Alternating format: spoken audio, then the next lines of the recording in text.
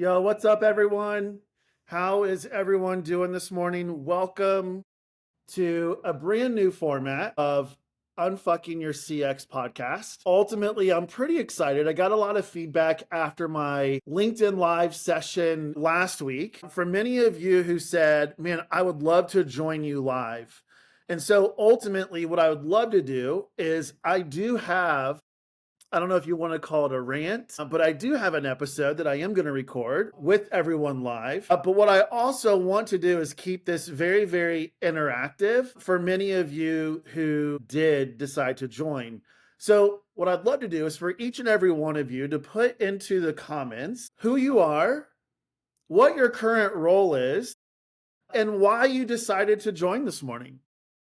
Would love to get the conversation started with that. So I'd love to see it in comments, who you are, what role you have, and why you decided to join this morning. We'll give everyone a minute or so. See it coming in here. I'm trying to keep up with it all. I'm going to do my best. This is a new format for me, so I'm going to do everything I can to keep up with all the comments and all the conversation that's going on. I'm really just excited for those of you who wanted to join and challenge me to do something different. So thank you. You've kind of gotten me out of my comfort zone here. All right. So many of you know that, when I think about customer experience, I actually think our traditional practice or discipline of customer experience is dead. And it's really interesting to hear the different perspectives. And I think one of the biggest reasons why our discipline is dead is CX leaders, CX practitioners. It doesn't matter what vertical you're in or what industry you're in. And I wrote on it a little bit this week in the Unfucking Your CX newsletter, is we've really become more of a survey management, response management, VOC management program with a customer, contact center attached to it. And quite frankly, we're just managing the inner loop. And so ultimately, when I think about, some of the debates and comments this week that I love and I appreciate, especially around the CCXP, is why do budgets continuously get cut? And ultimately, they continuously get cut because we see CX, and we've actually driven our CX strategy to be a cost center versus a revenue driver. And that's a little bit more what I want to go deeper in today, because ultimately, we've got to cut the shit. We've got to cut the shit. We've got to stop making excuses. We've got to stop making the excuse of my CEO only knows NPS. Because guess what? I was in the exact same chair. The only thing my CEO knew about customer experience was an NPS score that his fellow CEOs were talking about. And it's up to us to really influence the executive leadership team on what we should be measuring. And ultimately, if your CX strategy isn't driving revenue, if it's not delivering profits to the bottom line, it's not working. I don't care how delighted your customers are. I don't care how many 5-star reviews you got last quarter.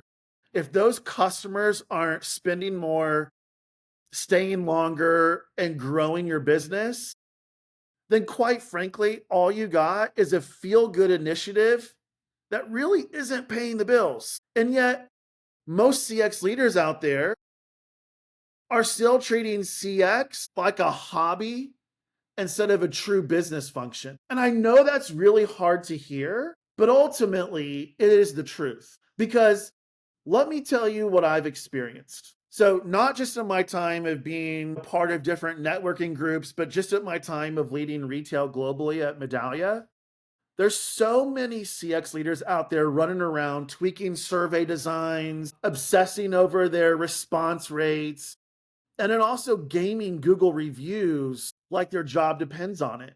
Like, for example, CX pros would only want a survey to trigger the customer to leave a 5-star review if they were a promoter, if they were a 9 or a 10. They didn't want any type of opportunity for a customer who was a passive or a detractor to also be kind of in that funnel of adding a Google review. It's gamification. right? And I get it. Google reviews have a significant impact on SEO.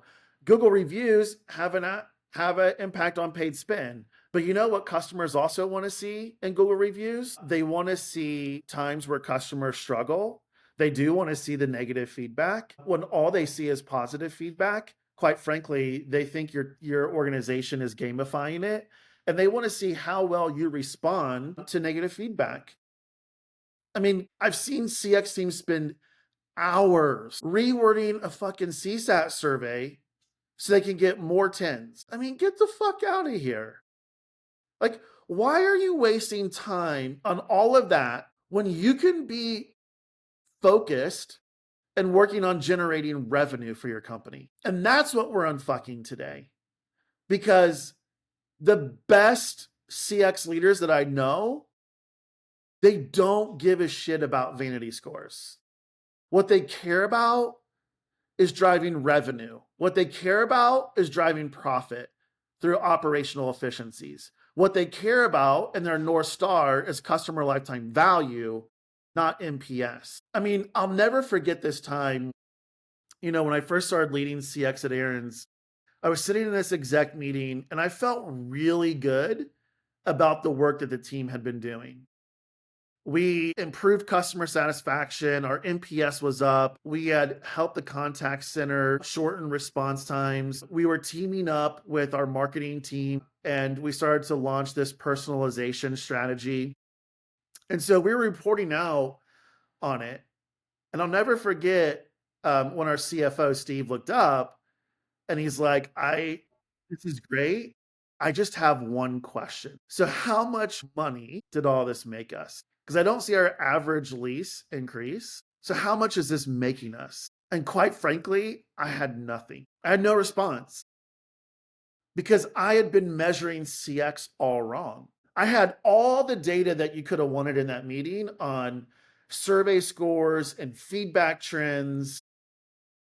But what I didn't have was a single number that tied our work to anything about revenue or growth. And here's the real kicker. When I later analyzed hundreds of retail businesses at Medallia, do you know what I found? Some of the highest customer lifetime value customers, some of the most profitable customers, they weren't happy at all. Some of them were detractors. They complained, they left tough feedback, they gave 3s and 4s and 0s and 1s and 2s. But they also spent the most money and they returned the most often.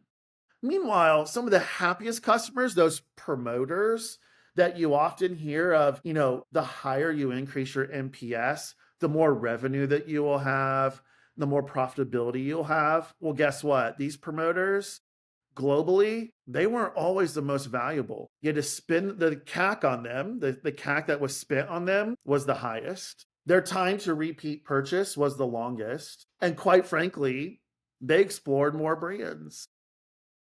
And CX leaders get this wrong all the time because we've been convinced that the better your NPS score, the happier customers, the better your P&L. And that's not the truth. Happy customers don't always mean profitable customers. A high NPS doesn't mean higher spend. I mean, I've seen brands with sky high NPS scores that still struggle with revenue. Why? Because happiness is a weak indicator of customer behavior. The best CX leaders don't chase happiness, they chase profitability. They chase retention, they chase growth. So let's talk about how we do that. I've already been talking a little bit about CX without revenue is a hobby. And if you want your CX strategy to be taken serious, you have to connect the dots directly to the metrics that matter. And those metrics that matter are customer lifetime value. So how much revenue each individual customer generates over their entire relationship with the brand. You should be measuring revenue, retention, and expansion. So how does your customer experience strategy increase repeat purchases, renewals, and upsells if you're in B2B? And then profitability. So not just revenue, but profitability, because Not all revenue is good revenue. And so here are 3 player tips on how the best CX leaders do it. Player tip number 1. This should be no surprise. Stop measuring happiness. Start tracking customer lifetime value. Customer lifetime value tells you exactly how much revenue a customer will bring in over time, making it the best indicator of whether your CX strategy is actually making your company money. And here's a simple way to apply this. I want you guys to write this down. So if you don't have anything to write with or a piece of paper, I'm going to give you 20 seconds because I want you to write this down. So there's a very, very simple framework that I love to leverage to really help me connect the dots between the experience strategy and is it making revenue? And so here's very simply what it is. When we see blank, and in that blank, you want to identify specific customer behavior. Customers are more likely to blank. And in that blank, think about revenue. What's that driving action to revenue, which results in blank. So think about that measurable financial impact. So for example, when we see customers opening and clicking on post-purchase emails, they are more likely to return and make another purchase within 30 days, which results in a 12% increase in repeat purchase revenue. That's the level of CX to revenue alignment you need to be tracking. So again, the framework, and I'll put it in the comments a little bit later. When we see blank specific customer behavior, customers are more likely to blank. So what's their specific revenue driving action, which results in blank? How are you going to measure financial impact? Player tip number 2, focus on profitability, not just revenue. I've already mentioned it. Not all revenue is good revenue. If your CX strategy is too expensive to maintain, it's a liability to your organization and it will get cut. And so here's another framework that I love to use to apply this. When we see blank, so costly customer behavior, we optimize blank. So think of this as a CX initiative to reduce blank. What's the cost efficiency? Which results in blank, like higher profitability per customer. So let me give you an example. When we see repeat returners abusing free returns, we optimize return policies based on purchase history, which results in a $1.5 million increase in net profitability. Here's another one.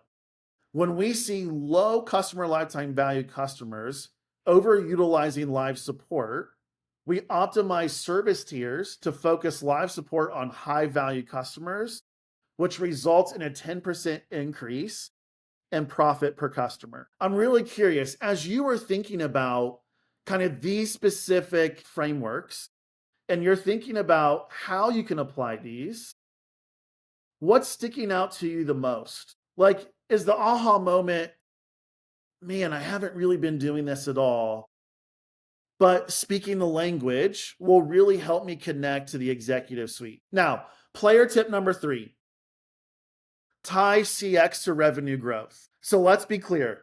The ultimate goal of any business is to grow revenue and then, of course, drive profitability.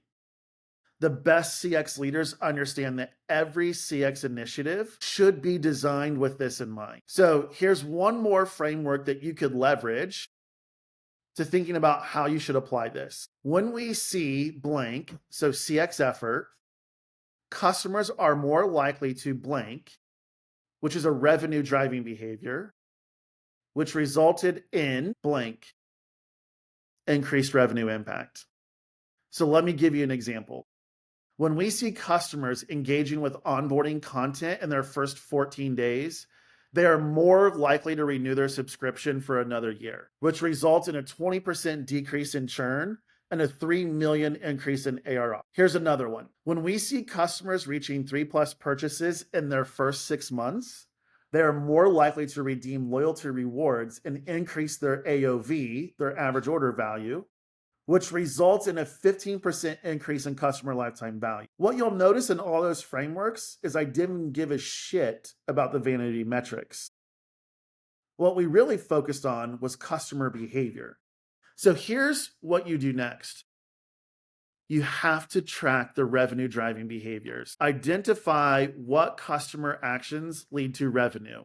So repeat purchases, renewals, upsells, etc. Implement revenue attribution models to track how specific CX efforts drive financial impact.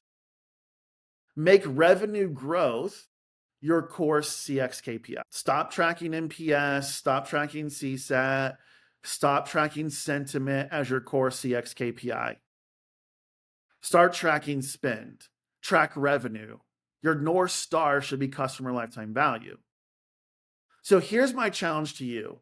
I want you to look at your last CX report that you put together and provided the executive suite and ask yourself, did I tie anything in here to actual revenue growth? Would my CFO actually care about these numbers? If the answer is no, you got a lot of work to do on your CX strategy. And you've got to make the decision of, do I want to keep pushing these vanity metrics that aren't connecting the dots? Or do you want to step up and unfuck your customer experience and start proving that CX actually makes money and can drive profitability? That's up to you. So with that, that's today's live session. I appreciate everyone joining. I would love to continue the conversation in the comments below. And I'll see everyone next Tuesday on our next live session.